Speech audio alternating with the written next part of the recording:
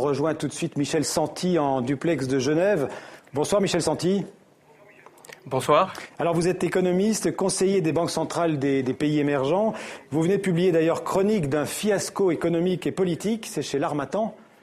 Alors, un mot sur la validation du budget français par la Commission européenne.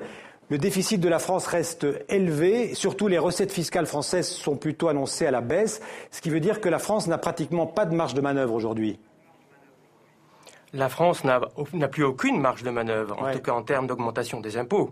Nous sommes arrivés à un cul-de-sac fiscal, je dirais.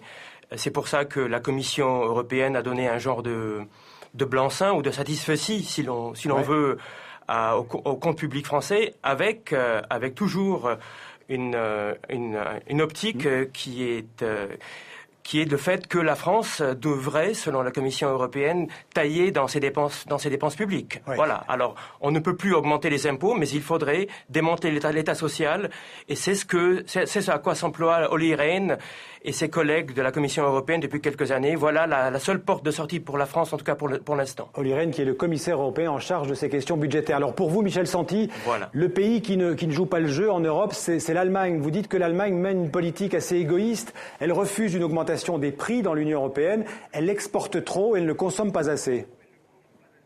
Ben écoutez, l'Allemagne peine à comprendre qu'en réalité, ces excédents sont ou ne sont que le pendant des déficits des pays européens périphériques.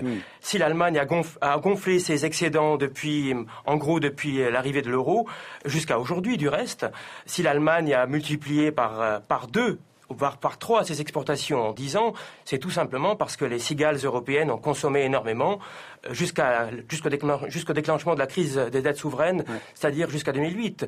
Donc l'Allemagne devrait essayer de comprendre qu'il y a toujours un double flux, un flux entrant et un flux sortant. Ses comptes courants et sa balance commerciale ne sont excédentaires que parce que elle a induit les pays d'Europe périphérique à dépenser dès leur arrivée dans l'euro. Mais on sait que l'Allemagne a très peur de l'inflation, ça lui rappelle les mauvais souvenirs des années 20. Oui. Est-ce qu'elle devrait accepter une certaine augmentation des prix pour donner un peu d'air aux entreprises ?